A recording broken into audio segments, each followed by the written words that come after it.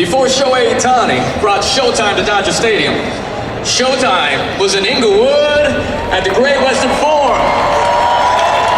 The Lakers were bringing Showtime to LA and part of a Laker reunion that we're having today for a Lakers weekend. We have some of those members of the Showtime team, and to talk to them is the voice of the LA Lakers, John Ireland. John? Thank you, PJ.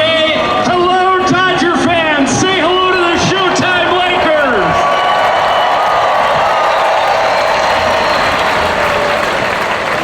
Starting on the floor, on the far end, the captain, Kareem Abdul-Jabbar.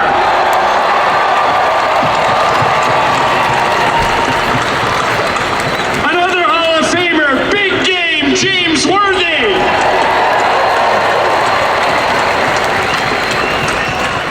My broadcast partner, son of the Bahamas and Trace Thompson's dad, Michael Thompson.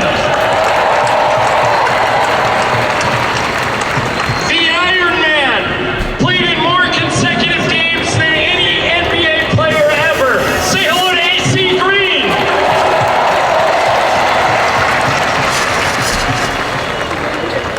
Our native son, former Laker player, former Laker coach, the pride of Inglewood, Byron Scott.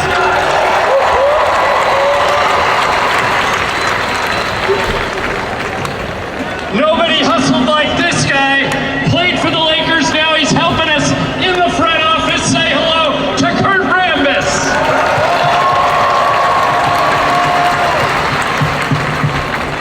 And now say it with me. It's not a boo, there it is. The newest Laker Hall of Famer, Michael Cooper.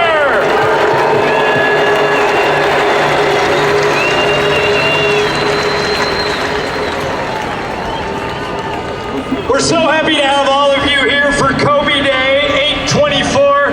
Yesterday was Kobe's birthday. He would have been 46.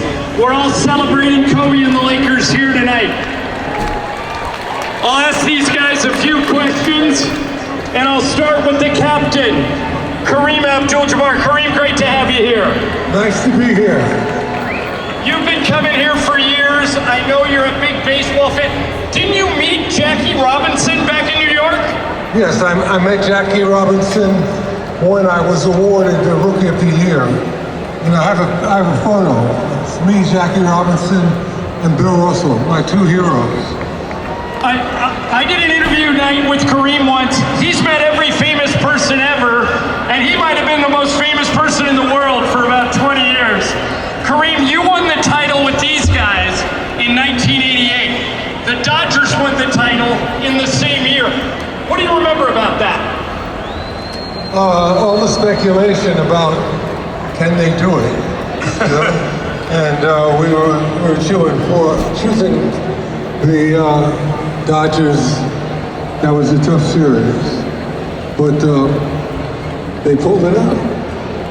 You, of course, were a great leader on the court.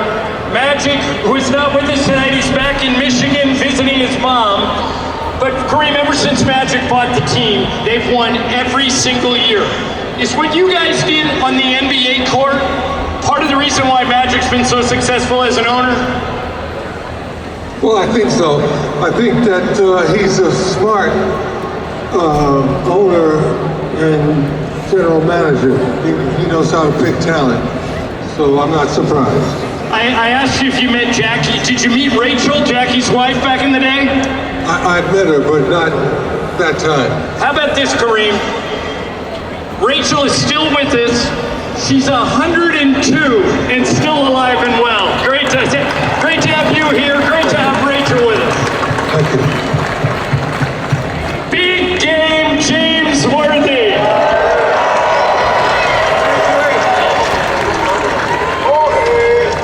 James, you love other sports other than basketball. They ever try and turn you into a baseball player back in North Carolina?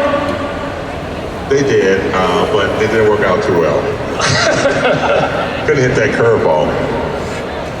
Are you a fan of the Dodgers? Do you get a chance chance to follow, you of course work for the Lakers now, you're doing the studio work. They're in the same building as we are. You get a chance to talk to the Dodger guys and follow Shohei and the Dodgers every once in a while? Absolutely. I mean, when I came to Los Angeles, I became an instant Dodger fan. I used to pull for another team. We had a minor league team in my hometown. They were the Gastonia Pirates. So as a kid, I kind of did that. When I came to LA and got involved with the Lakers and what they were doing in the city, and then the Dodgers, you know, when I came here, I wore number 52 in college, and Jamal Wilkes had that number, and there was no way I could ask him for that number. So I was talking to my dad, and my dad was a big follower of the Negro League, and he said, "What about Jackie?" So I was trying to think of what NBA player there was named Jackie, and he said, "No, Jackie Robinson." That's why I chose number 42. I never knew that. Great story. Great story. Another person that wore 42 on a championship effort was Walt Hazzard for the UCLA Bulls in '64. Of course, Walt went on to coach. James, great to have you here. Thank you for coming. Say hello to Michael Thompson. Hey, hey, Michael, you've been here a lot, probably more than anybody. Trace played here twice, but you told me growing up in the Bahamas you were a Dodgers fan. How did that happen? Yeah, in the Bahamas, we used to get our games. You see, the Yankees were Dodgers. I grew up a Dodger fan. Willie Davis, Don Drysdale, Sandy Koufax, Carl Osteen, Bill Singer, Walter Alston. I was a huge Dodger fan, and one of the greatest thrills of our Thompson family life is my son, Trace, got to play in front of the greatest fans and in the greatest stadium in baseball history. And then look, I'm wearing a real Dodger jersey, not this other stuff they gave us. This has real Dodger dirt on it. This is authentic, baby. That's right. I'm selling this one later. Michael, you and I do the Laker games together on the radio. We have been arguing for 20 years that this guy, Michael Cooper, should be in the Hall of Fame. It finally happened. How did that make you feel? Like somebody finally listened to me, Coop, after 20 years. Listen, this guy and Kareem, Magic, of course, Byron Scott, they scored all the points. But that guy over there was our defensive stopper, the greatest defensive player in Laker history, and he was as important to those Laker championships as anybody. So he definitely belonged in the Hall of Fame 15 years ago. Well, it's great to have you here. I'll do it outside. Byron, great to have you here. All right, let's go to AC. I don't want to get AC first. AC, you grew up in Oregon. Ever try and play baseball? Were you ever a baseball player growing up, or were you a one-sport guy? Yes, I did. Actually, baseball's always been my number one sport, my first love. But unfortunately, I retired at the age of 12 because I led the league in home runs, but I also led the league getting hit by the ball. I said, that's a wrap. I can't go anymore. Good decision. AC played in 1,190 straight games. 1,190 in a row. No load management? Cal Ripken, AC, played in 2,632 straight. What do you think of his record? I told Kyle when he came to my ceremony, when I broke the record, I said, brother, I'm just following in your shadows, because I said, I still bow down to what you've done and accomplished. Tell him, AC, basketball's tougher than baseball.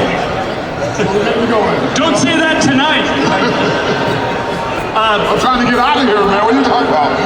AC, if I turn these guys into a baseball team, all right, everybody up here, all 7 guys, who's Shohei Ohtani? Who would be the best player? Kareem. That's a good answer. There's never been anything, once he puts his mind to it, that he could not accomplish and succeed at. I got my money on Cap. All right, great to have you here. Say hi to Byron Scott.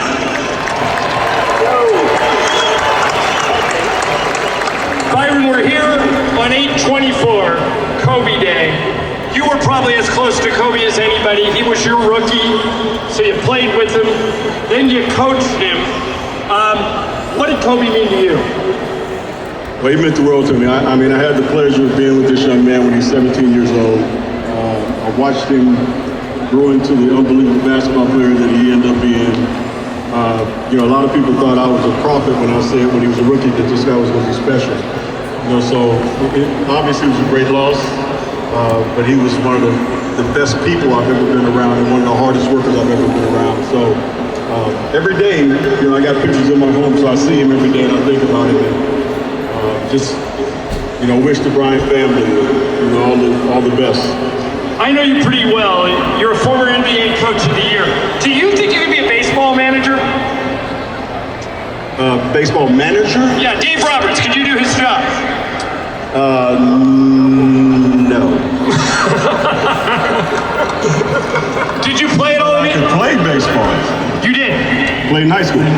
In Inglewood? In Inglewood. You picked the right sport. I don't know. I'm telling you, I was really good at baseball. What position did you play? Pitcher and shortstop. He played with Eric Davis and Darryl Strawberry. We all played together. Well, you hung around the right Baseball guys. and basketball. So. You hung around the right guys. Yeah, I could have been a damn good baseball player. That's right. Yeah. There's Dino Ebel just walked out. Dino Byron says he wants to play shortstop. Byron, great to have you here. Say hi to Kurt Rambis. Kurt is a coach and a player. Your career's taken you all over the country. Charlotte, Phoenix, Minnesota, New York. But you've always kept your house here in the South Bay. Did that turn you into a Dodger fan? I've always been a Dodger fan. How could you not be a Dodger fan? I grew up a Dodger fan. You grew up a Dodger fan even though you were from Southern California? That's correct. How? How? By watching baseball on television. I'm talking to Coop next. All you guys played with him. What made Coop such a valuable part of the Showtime Lakers? His unselfishness, his willingness to pass me the basketball anytime that I was open, his willingness to cover all of our butts defensively, his willingness to do the great things on the court, the Koopa Loop, playing defense, being a nasty defender, and then most of all, he was a winner. That's all he cared about was winning. And besides that, he picked up the check everywhere we went. Good to know. I don't know if you guys can tell, but Kurt wore his game glasses. He's got the old Rambis glasses. Yes, I do. So I can see.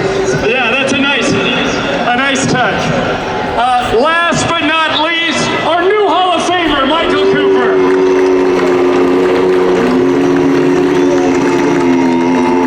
So many of us are so happy for you. You've waited a long time. What's it mean to you to be named the newest member of the Hall of Fame? Well, it's a little overwhelming, but very thankful. I never played this game for individual accolades, but to find myself at the doorstep to the Hall of Fame, about to go in with some of my teammates is gratifying. I asked Byron about Kobe earlier. There's a famous story that when the Lakers worked out Kobe, they asked you to rough him up a little bit. And Jerry West said to you, hey, guard him. And as the legend goes, you said, I am guarding him. What do you remember about that day? Contrary to what everybody says, I did not get beat that bad.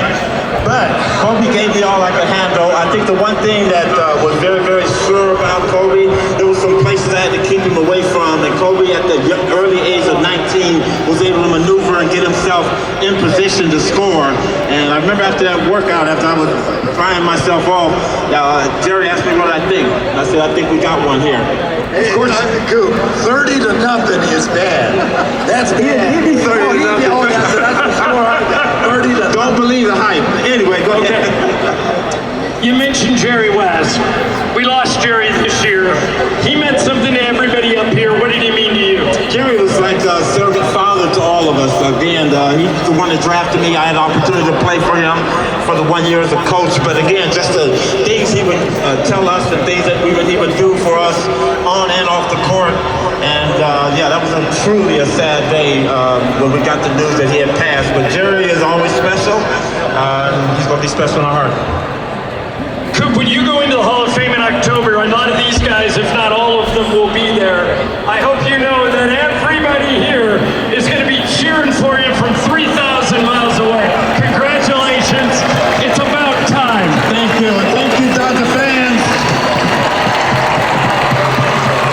One